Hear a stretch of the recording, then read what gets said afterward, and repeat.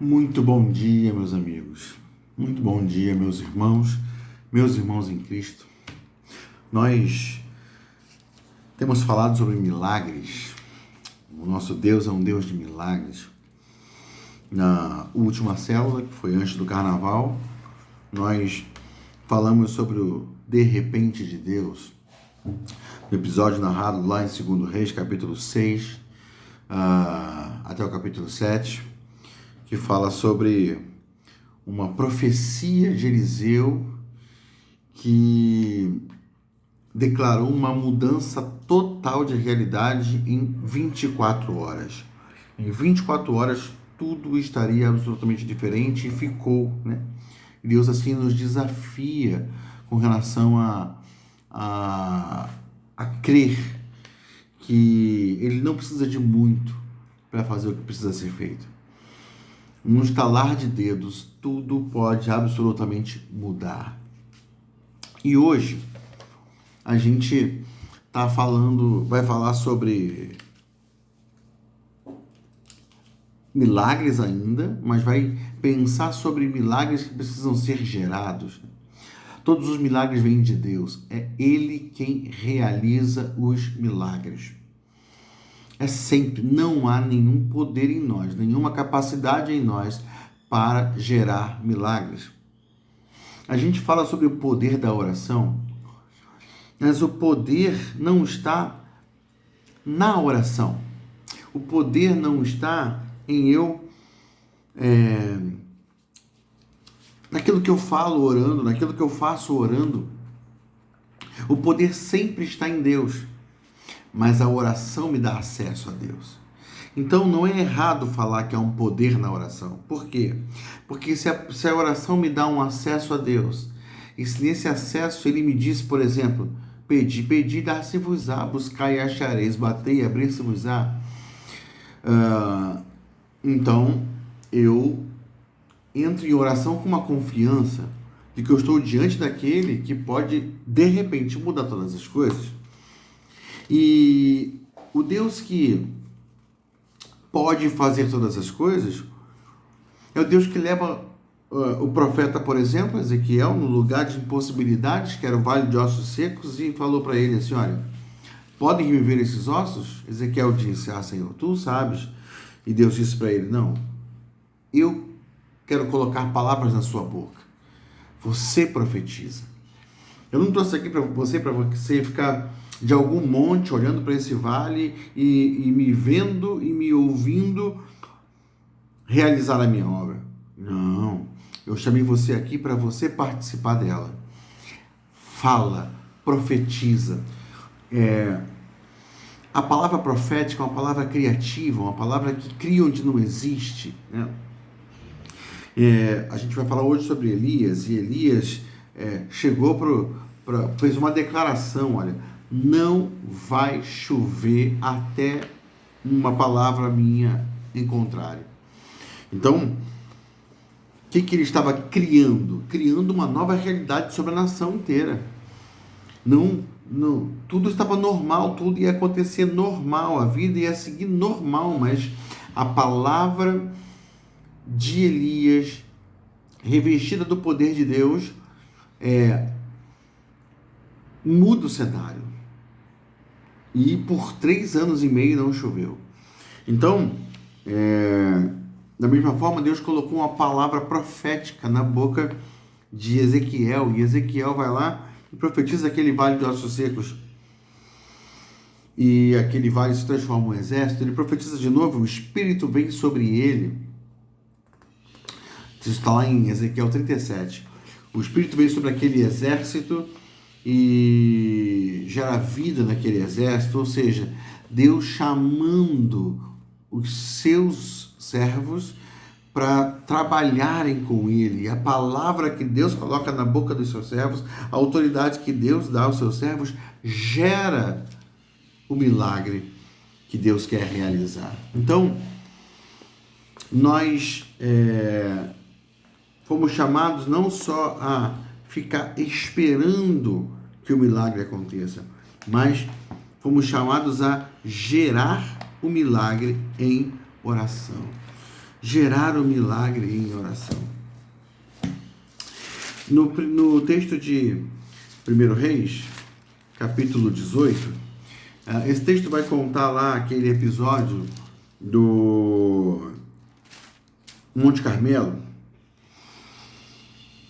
E aí, aquele episódio emblemático em que Elias vence os profetas de Baal, né? Vamos colocar assim, ele humilha os profetas de Baal pelo poder do nome do Senhor, porque ele desafia os profetas de Baal. Os profetas de Baal buscam a Baal, o seu Deus, e não há resposta nenhuma do seu Deus, mas quando Elias busca a Deus, cai fogo do céu e há um movimento ali marcante. Os profetas de Baal são mortos, o povo tem a fé restaurada, sabe? Acontece um movimento também repentino, da noite para o dia tudo muda. E Elias, então, diante daquela vitória, né, tendo o povo recebido a palavra, entendido a palavra, tendo havido juízo sobre a nação já, porque ficou 3 anos e meio sem chover, tendo havido um juízo sobre os profetas de Baal que morreram, há um juízo sobre a realidade de Israel ali, e o cenário muda, a idolatria é afetada.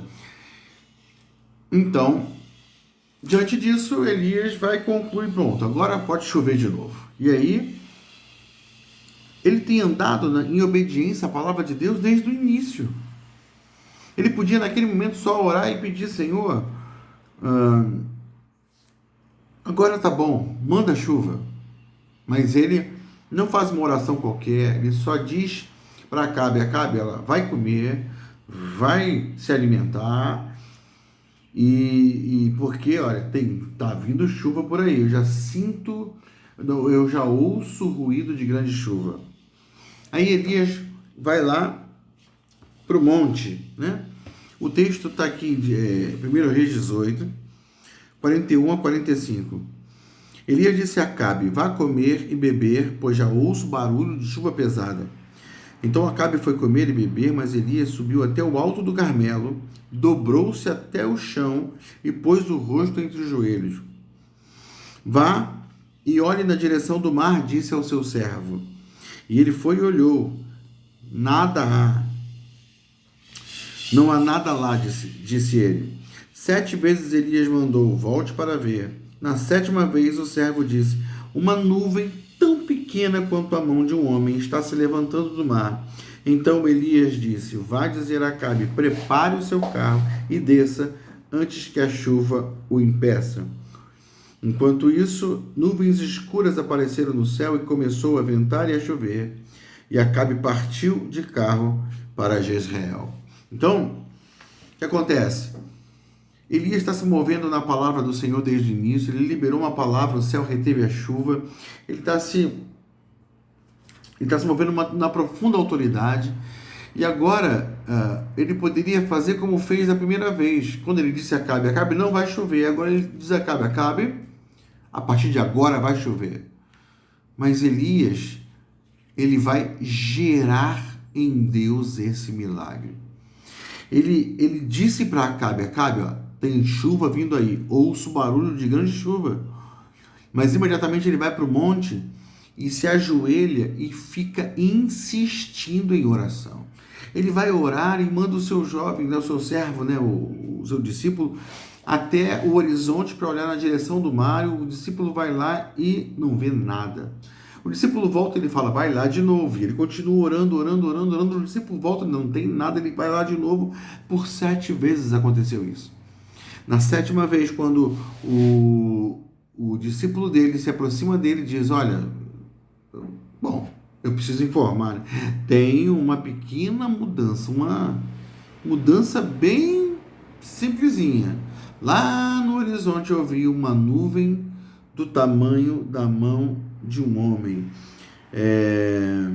Aqui na minha versão, a NVI diz assim, uma nuvem tão pequena quanto a mão de um homem. Elias, pronto, se levanta e diz assim, olha, então agora não precisa mais olhar nada, que já é suficiente para mim. Vai lá dizer para Acabe, se prepara o seu carro e desça depressa, antes que a chuva impeça você de ir. Enquanto o servo ia lá falar, o que aconteceu? Nuvens escuras apareceram no céu e começou a ventar e chover forte. Aquela nuvem pequenininha era um sinal de mudança de cenário de realidade para Elias. Elias gerou aquele milagre no Senhor. E isso é interessante quando a gente entende esse segredo espiritual, esse valor que representa a oração, não simplesmente para a nossa vida, mas esse valor que representa a oração, sobretudo para os planos de Deus, para os propósitos de Deus. A gente colocou aqui nesse estudo o episódio lá de Êxodo 17, de 8 a 15. Josué estava comandando o exército de Deus contra os amalequitas. Os amalequitas vieram contra eles e aí Moisés falou: Josué, vai lá, pegou os soldados de Israel e marchou em direção aos amalequitas e estava em batalha com os amalequitas. Enquanto isso, Moisés subiu um monte e está intercedendo pelo povo de Deus naquela batalha.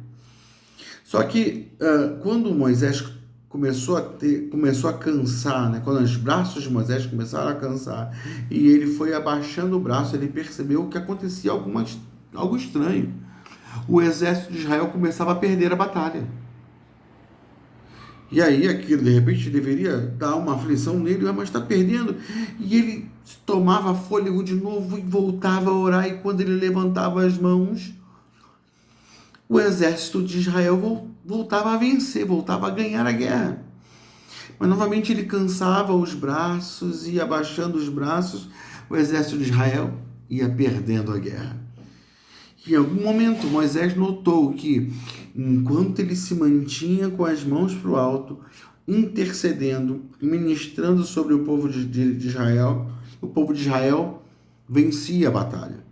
Diante disso, Arão e Ur pegaram uma pedra, colocaram ali para Moisés sentar e ficaram segurando os braços de Moisés levantados, para que Moisés permanecesse nesse fervor de oração, clamando pela vitória do povo de Deus. Qual foi o resultado?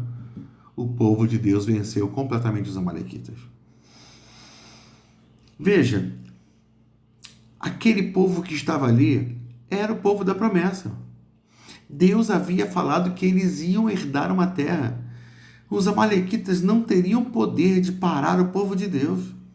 Os amalequitas, a Bíblia fala que os planos de Deus não podem ser frustrados. Então os amalequitas não poderiam frustrar os planos de Deus. Eles não podiam impedir o povo de Israel de avançar, se Deus já tinha dito que o povo de Israel ia avançar e ia conquistar uma terra nova. Mas mesmo assim, Deus permitiu que a oração de Moisés influenciasse naquele resultado.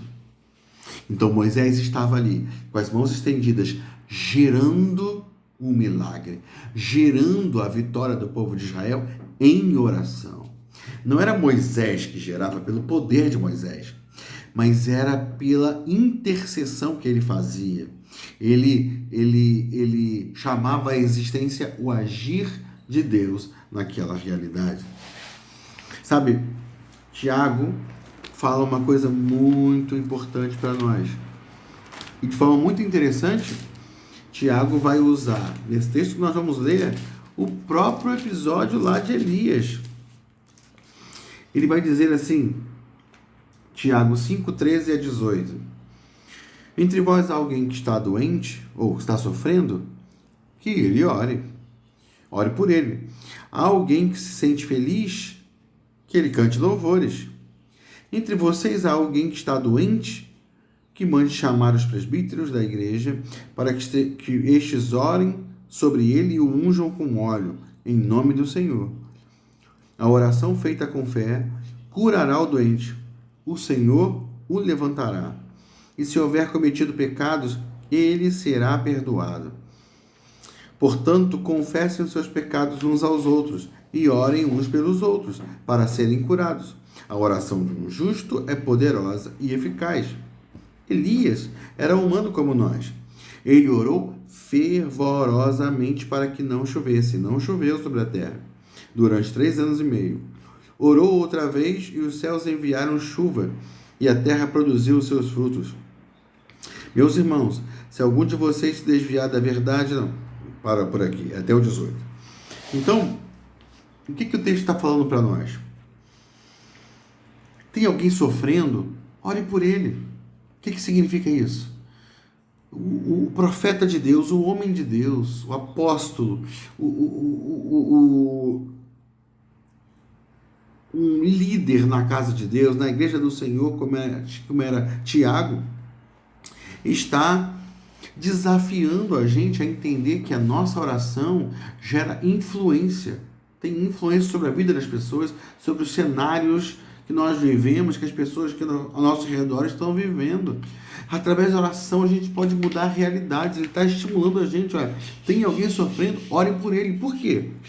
Porque a oração tem efeito. Está alguém feliz? Que cante louvores, vamos cantar louvores. Por quê? Porque a adoração também tem efeito, ela atrai a presença poderosa do Senhor. Tem alguém doente?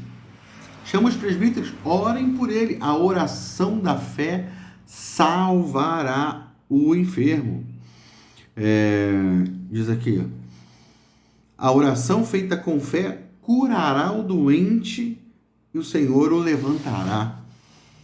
Ou seja, há um poder na oração, pelo acesso que ela nos dá a Deus Todo-Poderoso. E aí diz assim, a oração de um justo é poderosa e eficaz, é eficiente. Aí ele traz Elias como exemplo. Elias era homem como nós, mas ele orou fervorosamente. Interessante que essa oração em que ele vai para o Monte Carmelo, se ajoelha e ora até que aparece uma nuvem do tamanho da mão de um homem lá no horizonte, é uma oração que ele faz depois quando ele vai pedir para que a chuva volte. Quando ele foi falar para Acabe no início, olha, não vai chover até que eu fale ou encontrar alguma coisa ao contrário, até a segunda ordem, né, como dizem. Quando ele foi falar para Acabe, a Bíblia não diz que ele foi para o Carmelo orar, ou para qualquer lugar orar para que aquilo acontecesse, mas Tiago está dizendo que ele orou fervorosamente para que não chovesse. Depois ele orou fervorosamente para que a chuva voltasse. E os céus derramaram uma chuva poderosa. Sabe, Elias era homem como a gente. Qual era o segredo de Elias? Orar fervorosamente. Meus queridos, há milagres que Deus vai derramar sobre a nossa igreja nesse ano. Eu quero profetizar sobre você, sobre a nossa vida. E quando eu falo de igreja, eu não falo de estrutura, de instituição, não, de sistema humano. Eu falo das nossas vidas. Nós somos a igreja do Senhor. Há milagres de Deus para serem derramados em nossas vidas. Poderosamente. E nós fomos estimulados a crer na semana passada que isso pode acontecer da noite para o dia. Coisas impressionantes, incríveis acontecerem. Mas, ainda que seja da noite para o dia, porque a situação não mudou, não demorou com Elias. Elias foi para um monte e foi o tempo do cara aí, do servo dele, 7 vezes lá olhar para o horizonte. O fato é que, seja que tempo que vai levar, seja que tempo for que leve aí para que as coisas aconteçam como a gente tem colocado diante do Senhor, precisamos perseverar em oração. Não basta apenas crer, não basta apenas acreditar que vem coisa boa por aí, que vem chuva boa por aí. Nós precisamos gerar essa chuva, gerar esse movimento de Deus. Nós precisamos ir para o monte, levantar nossas mãos e fervorosamente orar. Orar ao Senhor pedindo, Deus, muda cenários, transforma realidades, derrama a tua chuva, estabelece um novo tempo, Senhor. Nós clamamos por isso. Então, meu amigo, eu quero chamar você, convocar você, faça um movimento de oração dentro de sua célula. Faça um movimento novo, reúna a sua célula para orar e jejuar. clame ao Senhor dentro do contexto da célula. As pessoas que apresentarem dificuldades, clame naquele contexto da célula para que haja uma intervenção divina. E creia, e persevere, e permaneça. Deus tem respostas especiais e poderosas para dar nesse tempo, através de nós, através da nossa oração. Amém?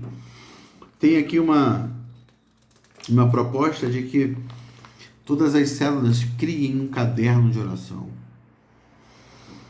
Você talvez não precise usar um caderno, porque talvez você consiga fazer alguma coisa por algum aplicativo, por algum caminho dentro do celular, mas enfim, um caderno seria uma coisa interessante, mas crie um caderno de oração. E coloque, escreva nesse caderno os motivos de oração que têm sido colocados diante de Deus na célula. E deixe um espaço para escrever do lado as respostas de oração, datar quando foi respondido aquilo ali.